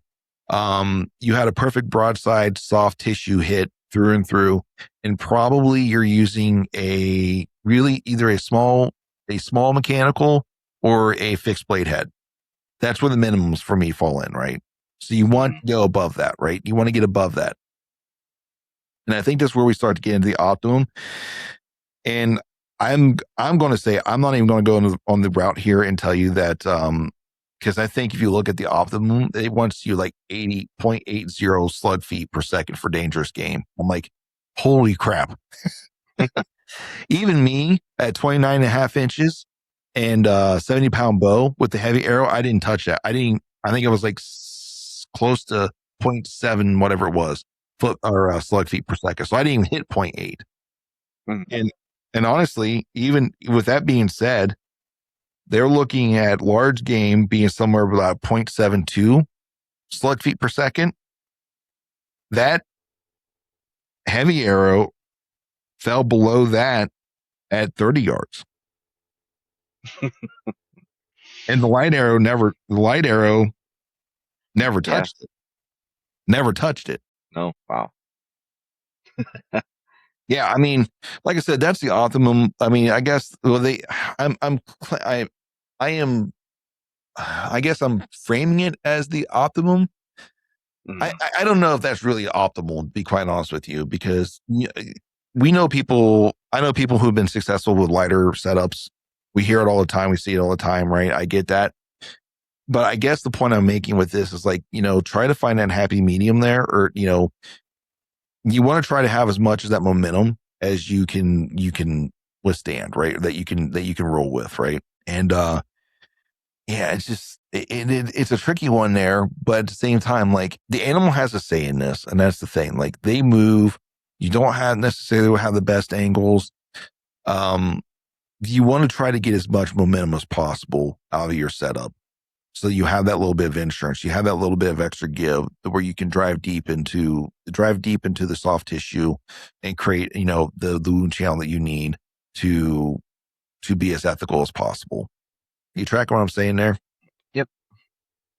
Yeah. Any questions? No. We're looking to do our best to not lose that animal or put it in a dire situation, or when you get into the dangerous game thing, put both of you in a bad situation. We're out here to be as ethical as we can, make the best decisions we can. Yeah. And having information for you to choose from, you can see the charts yourself and make your own decisions. Now, the majority of us probably aren't going to be hunting much dangerous game, but a handful of us are going to be hunting large game, as elk hunting and black bear hunting is, at least in my eyes, grown in popularity. The numbers for sure help get us another standpoint of rethinking our arrow setup if we're unsure, we're taking on a new expedition and becoming new elk hunters or bear hunters. Yeah. So looking back at the previous chart, 65 foot-pound, or I'm not foot-pounds. Let me rephrase that. 65 0.65 slug feet per second was the low end of the optimum of the momentums, right? Okay. So even with that being said, the light and the arrow setup I'm using, which is in red, the 472 grain, didn't even touch that. The next one, the 580 grain did, but only at 20 yards. You know which one did it throughout all of it? The heavy arrow. Yep. The heavy arrow. So I don't know, folks. I guess somewhere if you want to look at that and fall somewhere between the optimum and the minimum. And like I said, those two different charts, those are coming from two different sources. Um, I will say this though, that there has been a study done by several entities. One I do believe was the U.S. Forestry Service, and I'm trying to remember where the other one was from. But what they found was that as momentum of the arrow increased, so did the efficiency of the harvest rate of the hunters. So as they increased their momentum, in other words, they were shooting. Now, there's two ways you're going to do this, right? The easiest way for all of us to do it is just by increasing arrow weight, right? The other way to do it is that you need to increase your draw length or your draw weight. And some of us, it's just not going to happen, right? So, but as that momentum increased, so did the efficiency and the recovery rates of the hunters. Just saying.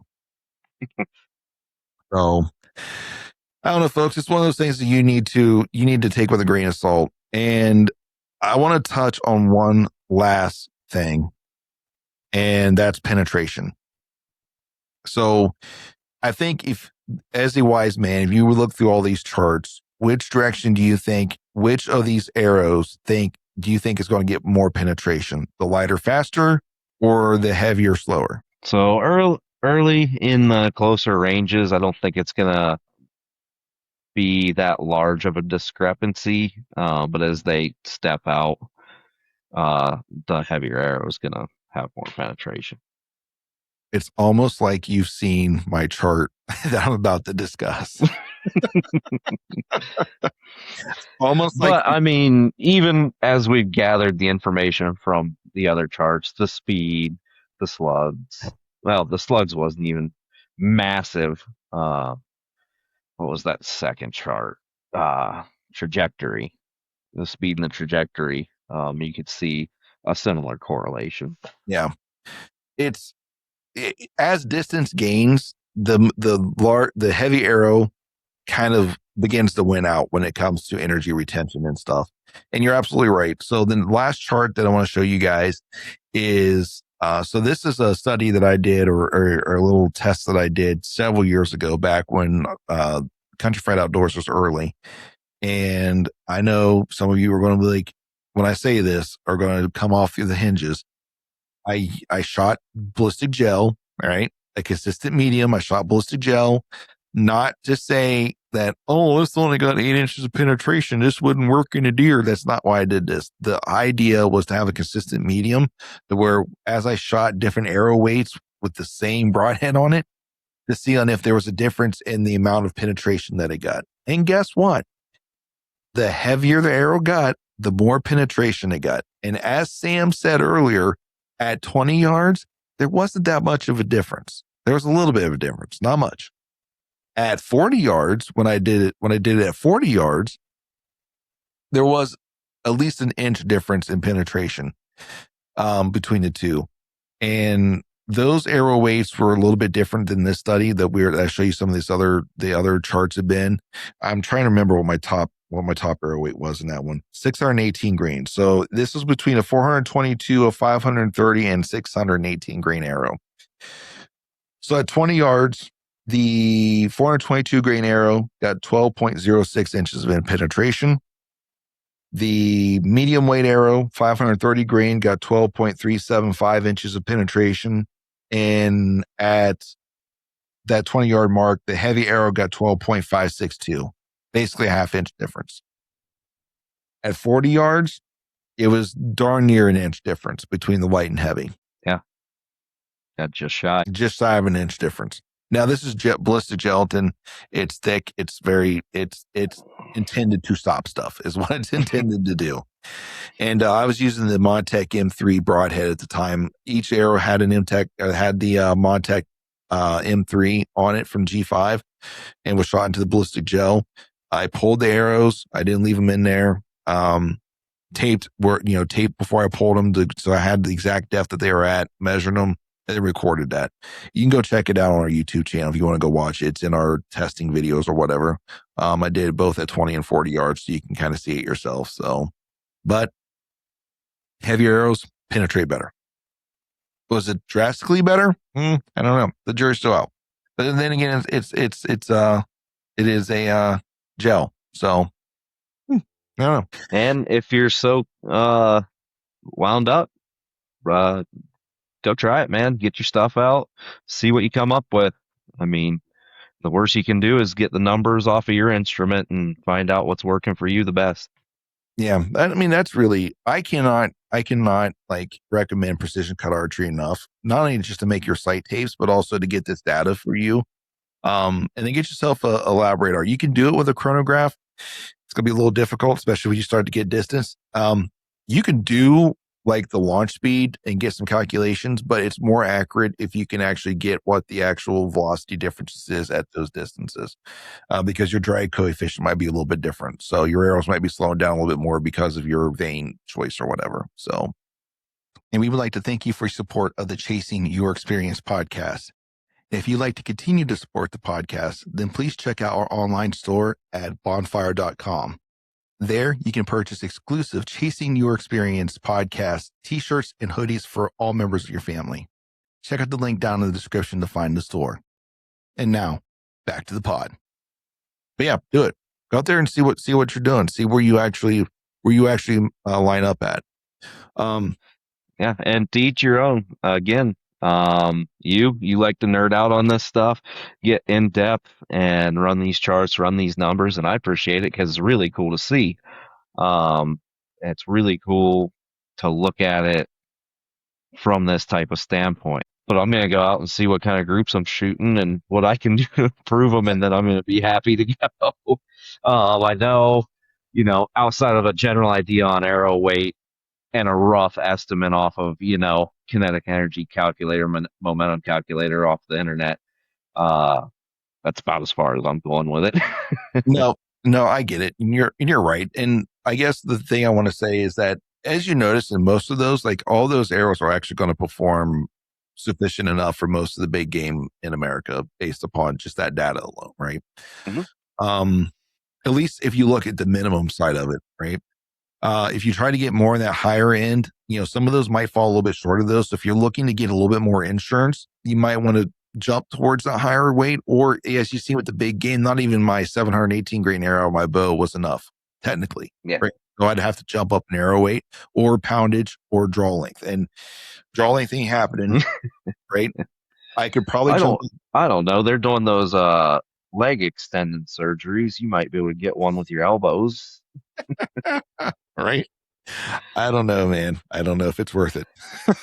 But again, I mean, like you said, across the board, you'll perform well with anything in North America for the most part. And like I said earlier, looking at the charts early on, looks like we could all meet in the middle and be pretty damn happy. Yeah, we can. And we definitely can. I would just caution people to err on the side of heavier versus lighter. Like if you have a choice between a couple of different arrow weights, I would tell you to probably go a little bit heavier just to get that extra momentum boost and that extra KE boost. If you want my honest opinion, right? Yeah. I mean, yeah. One thing I did too, because once you get past a certain broadhead field tip weight, you're having trouble finding anything to use. You could probably find 200 grain field points pretty easy, but you're getting pretty skimpy on the broadhead selection. Yeah. If you want to go that heavy. I added a little more to my arrow. I think I added an inch to my arrow instead of cutting it where I usually do. So just to get a little extra out of it. There's a lot of different things that you can do. You got to be careful getting longer arrows because you'll start to affect your FOC because the longer the arrow gets, if you don't not changing the weight of the arrow up front, it actually reduces your FOC percentage. So if you went shorter, you would get a higher FOC percentage, but that we might be splitting hairs to be quite honest with you when it comes to that. Yeah. I don't know. No, that's just something I did and shit. They've been shooting good. So I just wanted, first and foremost, I think when I told you to hold on to that lighter equals faster equals more energy. I think we disproved that today. I don't know about but you most certainly seem to have. I think now I listen. You're on the podcast here with me. We sat through this. You got to listen to nerd out with me on this. So yes, I think we have dispelled that. Um, well, the other thing is that if here's the hard one for a lot of, and I've got a young lady back here who's getting into archery. Um, and a lot of people are worried about the time the target thing. She's shooting a really short draw length, a really light poundage. You know, she just meets the legal minimum. The only way that she's going to gain more energy out of this, right? There's a few ways. You either have to get a faster bow, right? A bow that's already IBO faster, right? You need to either increase your draw length, which that's not happening. You need to increase your poundage, which with work, she could probably add 5-10 pounds to her draw weight. For sure. Right. Or you increase your arrow weight. That's where you're going to get your energy differences from. And that's where the big argument that I made is that your bow is probably the number one determination of how much energy you are generating, because that bow at that setting is only going to generate X amount of energy. Because if you look at the energy charts, especially at the up close, my average energy was about 80 foot-pounds of kinetic energy. So even though the light was like 77, but the heavy was only like 83. So like in the middle is 80. So my bow is capable of generating about 80 foot-pounds of energy. And I don't care how much weight I put into that or how much I take out of it, it will fall somewhere close to 80 foot-pounds of energy. That's what my bow is capable of doing. And that's based upon the speed of the bow, the draw, which is based upon the draw weight, the cam speed, you know, everything went into that. And then the brace height is another thing you can look at. But that's a lot of stuff to talk about. But basically here, I guess what I want to say is that it's mostly the bow and the setting that your bow is and where you're at as an archer when it comes to your specs as an archer. It's mostly the bow. And you can manipulate that through really putting more weight in your arrows. If you want to gain more energy, more momentum, if you don't have the ability to go with a higher draw weight, or you can't get more of a draw length out because that you're at where you need to be, you're at your perfect draw length, then it's going to be adding weight to your arrow with your bow. That's it. Yeah. The lighter, faster. I will tell you that if you can so when it comes to faster, generating more energy, let's look at that 400 grain arrow for a second. The only way that arrow is going to generate more energy is that you need that weight itself to be going at a higher velocity. That's the only way that lighter arrow. We can't take that lighter. We can't increase velocity by going to a lighter arrow because, as you've seen, even though it's going faster, it's generating less energy. So, yep. Guys, lighter equals faster does not equal more energy. Sorry, it does not. I'm sorry. So, guys, at the end, girls, it's about being ethical. It's about being able to comfortably shoot what you're shooting. Make sure that you have enough energy, enough oomph, and enough push to get into those vitals and create the hemorrhaging that you need to ethically harvest the animal. The end. Now, one thing I'll touch on, you brought up the minimum draw weight allowance in Ohio. Now, this has always baffled me since moving to Colorado. So in Ohio, where you have whitetail, that's about it as far as your mid game. Coming to Colorado, the minimum draw weight requirement is 35 pounds. And maybe I need to ask an expert, but I just still can't wrap my head around that. How is it Colorado is less than Ohio, which is whitetail? And to be honest with you, I don't know. I don't know how that got set between the two. I'll go on a limb and say that it could have been optics, political optics of why they went one way or the other. So maybe a higher density of traditional archers. I don't know. Maybe they've updated it since. I don't know. I've got the book in front of me here. I could probably skim through.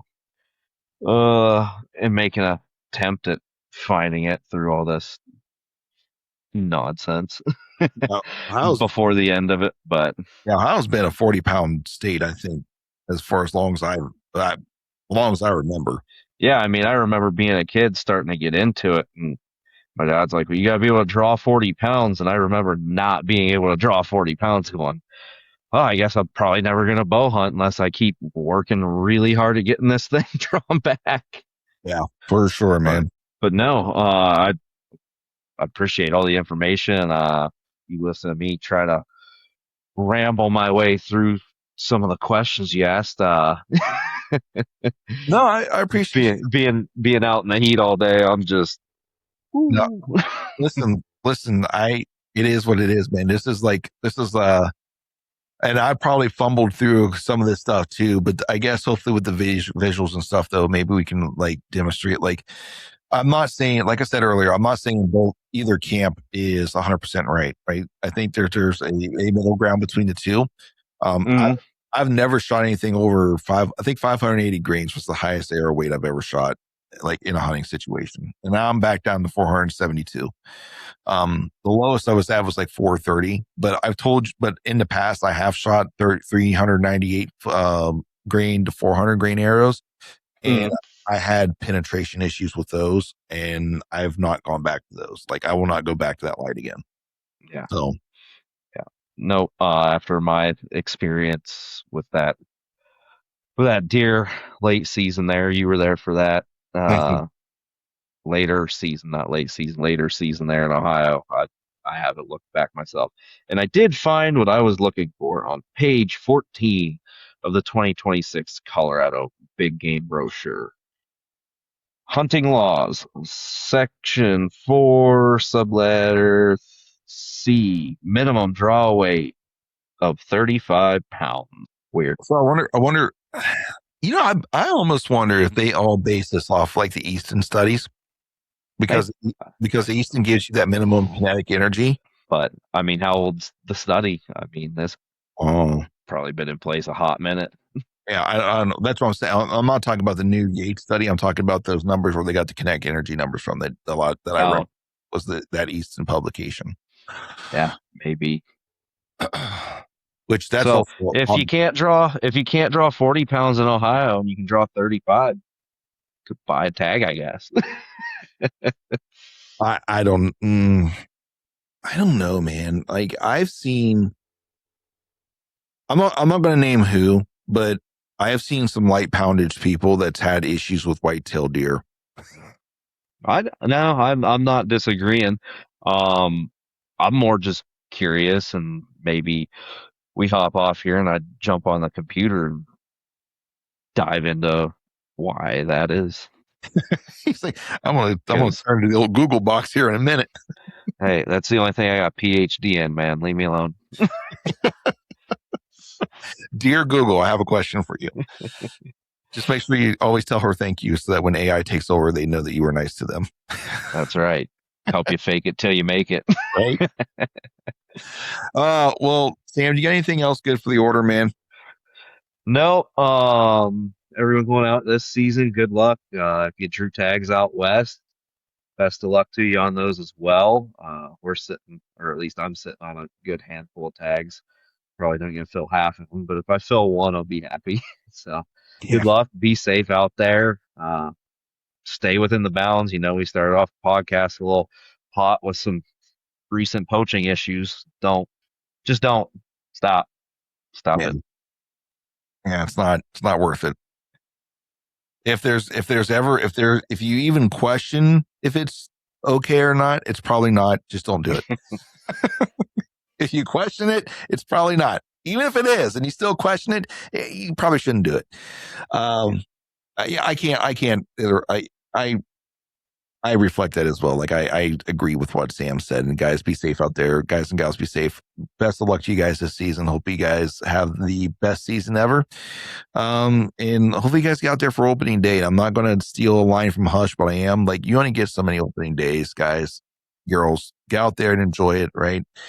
Go out and enjoy what, what's been given to us or what's out there for us, because there's enough people out there that's trying to take it away from us. And while I'm very strongly starting to believe that it probably will never go away, um, it could be restricted heavily at certain points. So go out and enjoy it, folks. Oh, it they're taking more steps here.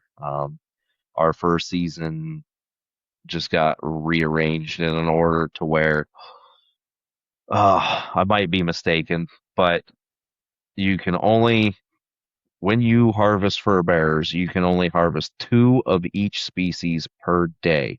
So they put hefty restriction on Yeah, fur bearers. that's one of Um, the low lying fruits too. Predators and trapping is one of the low lying well, fruits. the other problem with the way they went about this, I don't want to say they like it's CPW, it's just solely the commission. They tried to ban fur harvest, they tried to ban fur sales through ballot box biology. The people of the state voted it down, and for whatever reason, it got brought back in through a commission meeting, and the people who voted no got no say, and it just got pushed right on through. They did not ban fur sale. I think that was one of the stipulations of them being able to kind of just cram this down everyone's throat. So I'm not 100% on how it all went down, but it Mm, was against the will of the people, Surprise, surprise.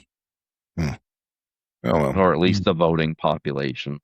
Well, the what I'm worried about for you guys is that your governor, who appoints all these members, is on his way out, which means um, we now are in the do or die time to get whatever um, political moves done. So it's a very scary time when you hit these points in politics, is because if they have a mission that they were trying to accomplish, they're going to really start pushing for here towards these last 6 months. So um, Yeah, good luck, or at but least the last part of between that and our rifle ban on certain styles of rifles with detachable magazines, yeah, they're Mhm. really making a push. Yeah, it's just it's the nature. It's what happens when it comes to this. But you know, you roll with it. Hope it gets better. Kind of, kind of Yeah, like an abusive relationship. you want to know, and I don't want to. I don't want to go much further in this, but you know what surprised me was the whole Oregon thing. Um, that not that someone was pushing to ban outlaw hunting, farming, whatever, right? Not to do that, but actually, like the Oregon Democrats were against it. Like, yeah, no, this ain't a good idea. Um, I think it's mostly because of the farming, the ranching thing they tried to push through on that.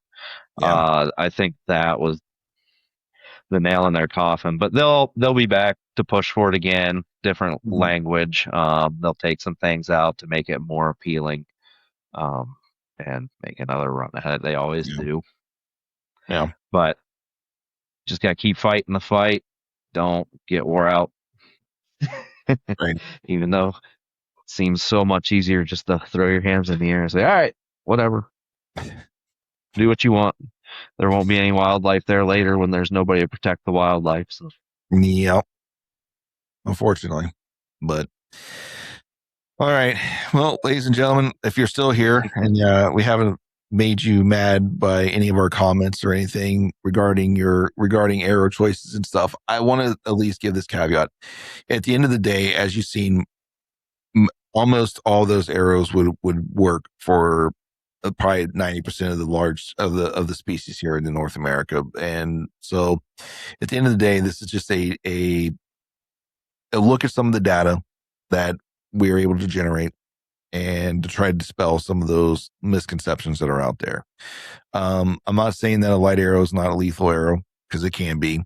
Um, what I'm saying is that just be careful with what you hear and what you see, because as we showed, lighter, faster does not equal more energy. Um, and that don't be afraid to give yourself a little bit of an insurance policy and swing a little heavier, or swing and err towards more momentum and more energy versus trajectory, because we're not shooting 3D targets, because it's not just about getting the arrow to the target. It's about what the arrow does once it gets to the target. And both of those are vitally important. So find your happy medium to where your arrow performs sufficiently in all those, right? And go out and chase that experience that you've been after. Ladies and gentlemen, we appreciate you spending the last 2 hours listening to us as we went through these topics. We know that your time is valuable, and we do not take it lightly that you've taken that time to sit and listen to us talk about these topics. If you would just take a few more minutes to rate and share the show, it helps us out more than you would ever know. If you would like to check us out on our social medias, you can find us on Instagram, TikTok, and YouTube. You can find the podcast, the audio version, on Apple, Spotify, iHeart, and Amazon Music. And you can find the video version on YouTube and Spotify. So share it with your friends, leave us a comment, leave us a review. We appreciate it. But until our experiences cross paths again, may you guys have the courage to fail, but yet the humility to learn. And as always, we hope you stay safe out there, and God bless you.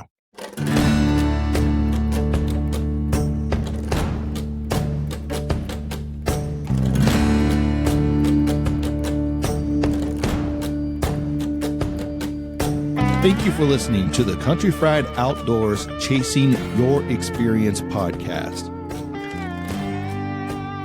Before you go, don't forget to leave us a review and follow the show on the podcast platform of your choice.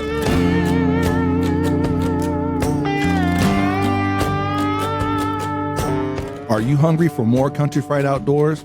Then follow us on Instagram at Country Fried Outdoors, or subscribe to our YouTube channel at Country Fried Outdoor Productions.